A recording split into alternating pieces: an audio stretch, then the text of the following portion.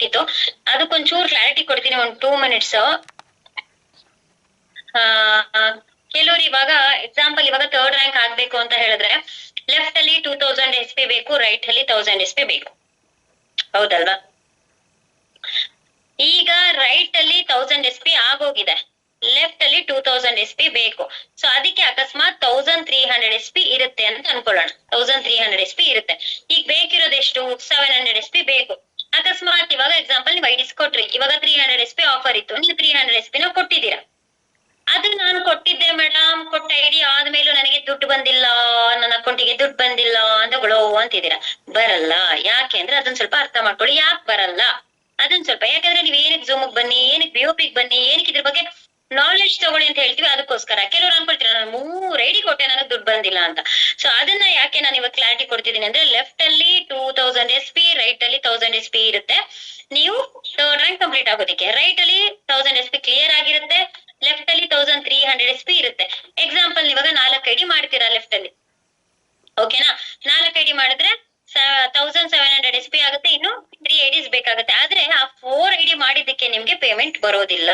ಯಾಕೆ ಅಂತ ಹೇಳಿದ್ರೆ, ಏನ್ ಒಟ್ಟಿಗೆ ನಿಮ್ಗೆ ಲಾಸ್ಟ್ ಅಲ್ಲಿ ಬೋನಸ್ ಅಂತ ಬರುತ್ತೆ, ಲಾಸ್ಟ್ ಅಲ್ಲಿ ನಿಮ್ಗೆ ಬೋನಸ್ ಅಂತ ಬರುತ್ತಲ್ವಾ?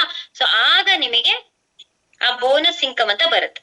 ಲೆಫ್ಟ್ ಅನ್ನೋದೇನಿದೆ ಅದು ಬೋನಸ್, ರೈಟ್ ಅನ್ನೋದೇನಿದೆ ಅದು ಇನ್ಸೆಂಟಿವ್ ಅಲ್ವಾ?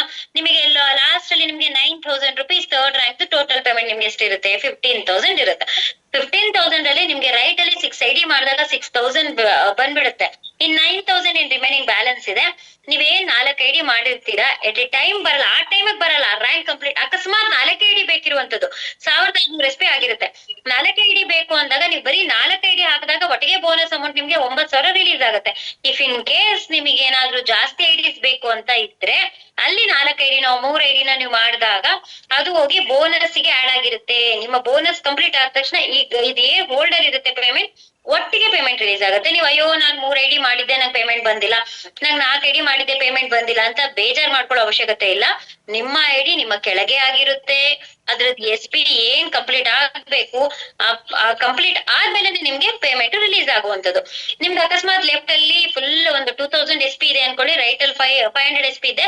ರೈಟ್ ಅಲ್ಲಿ ಒಂದೊಂದು ಐಡಿ ಮಾಡ್ತಾ ಇದ್ರೆ ನಿಮ್ಗೆ ಇನ್ಕಮ್ ಬರುತ್ತೆ. ಆದ್ರೆ ಇಲ್ಲಿ ರೈಟ್ ಅಲ್ಲಿ ಜಾಸ್ತಿ ಇದ್ದು ಲೆಫ್ಟ್ ಅಲ್ಲಿ ಕಮ್ಮಿ ಇತ್ತು ಅಂತ ಅಂದಾಗ ನಿಮ್ಗೆ ಒಟ್ಟಿಗೆ ಬೋನಸ್ ರೂಪದಲ್ಲಿ ಆ ಪೇಮೆಂಟ್ ರಿಲೀಸ್ ಆಗುತ್ತೆ. ಅದಕ್ಕೆ ನೀವು ನಾನು ಐಡಿ ಕೊಟ್ಟಿದ್ದೆ ಈ ಸಲ, ನಾನು ಅಷ್ಟು ಐಡಿ ಮಾಡಿದೆ, ನನಗೆ ಪೇಮೆಂಟ್ ಬಂದಿಲ್ಲ ಅಂತ ಬೇಜಾರಾಗೋ ಅವಶ್ಯಕತೆ ಇಲ್ಲ.